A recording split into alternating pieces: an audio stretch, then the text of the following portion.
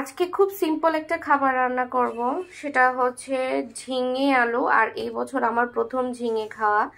ঝিঙে আলু দিয়ে হচ্ছে এই যে এখানে হচ্ছে শোল মাছ। এটা তো আমার খুব ভালো লাগে, তাই ভাবলাম যে সিম্পল একটা রান্না করব, আপনাদের সাথে একটু শেয়ার করি। সবসময় তো মাছ মাংস বা হচ্ছে ভালো ভালো খাবারের ভিডিও করা হয়, বাট কখনো সিম্পল খাবারের ভিডিও করা হয় না। তো এই তো আমি সবকিছু রান্না করার আগে রেডি করে নিয়েছি, এখন রান্নাটা বসিয়ে দিব। চলেন আমার সাথে রান্না দেখবেন।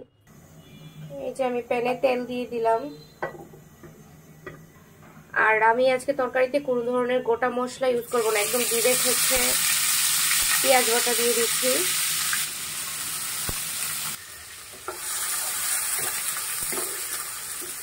পেঁয়াজটা আসলে দেরি করে বের করেছি, যেহেতু ঘুম থেকে দেরি করে উঠেছি, তাই এখনো বরফ আছে, তাই একটু তেলে রাখলে বরফটা ঠিক হয়ে যাবে, গলে যাবে।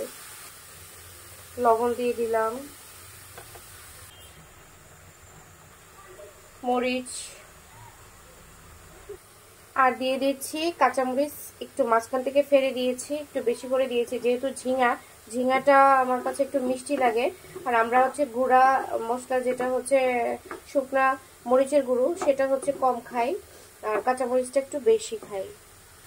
মশলাটা একটু কষে আসলে আমি হচ্ছে এখানে একটু অল্প করে একটু গরম পানি দিই। আর আমি হচ্ছে সব রান্নার মধ্যে হচ্ছে গরম পানিটা ইউজ করি, কারণ গরম পানি দিলে তরকারির স্বাদ আলাদা একটু বেড়ে যায়।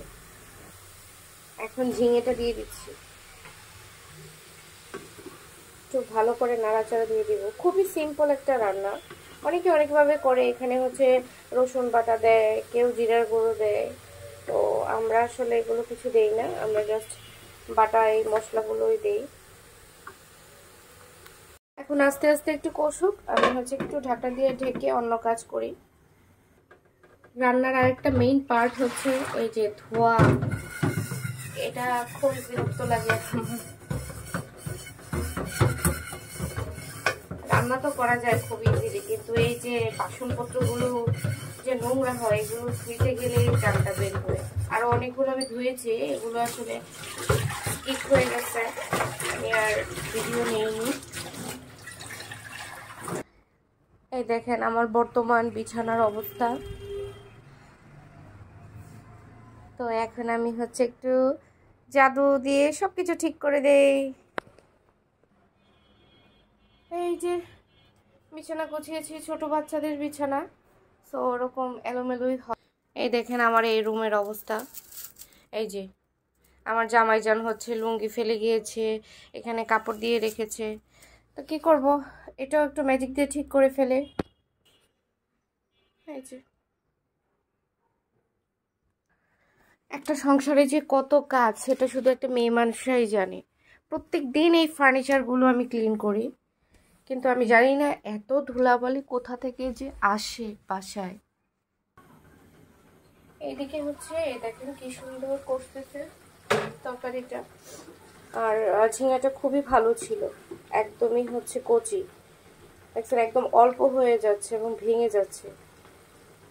আমার এই বছরের প্রথমই ঝিঙা খাওয়া। আমার ঝিঙাটা খুব পছন্দ, বিশেষ করে বড় হচ্ছে কাতলা মাছ, এগুলো দিয়ে আমার খেতে খুব ভালো লাগে। মোটামুটি আমার কষানো হয়ে গিয়েছে, বেশি আর কষাবো না, এমনিতেই হচ্ছে ঝিঙা গলে যাচ্ছে। আমি এখন মাছ দিয়ে ঝোল দিয়ে দিব। আর এই ঝোলটা কিন্তু আমি গরম পানি দিচ্ছি। আমি প্রত্যেকটা রান্নাতেই গরম পানিটা ইউজ করি, আপনারাও চেষ্টা করবেন প্রত্যেক রান্নায় গরম পানিটা দিলে তরকারিটা অনেক টেস্ট হয়। কিছুক্ষণ পর হচ্ছে আমি তরকারিটা যখন হয়ে আসবে তখন ধনিয়া পাতা দিব। আনফরচুনেটলি ধনিয়া পাতা বাসায় নাই, ধনিয়া পাতা আনতে গিয়েছে। তো আজকের মতো ভিডিওটা এখানে রাখছি, টাটা বাই বাই, আল্লাহ হাফেজ।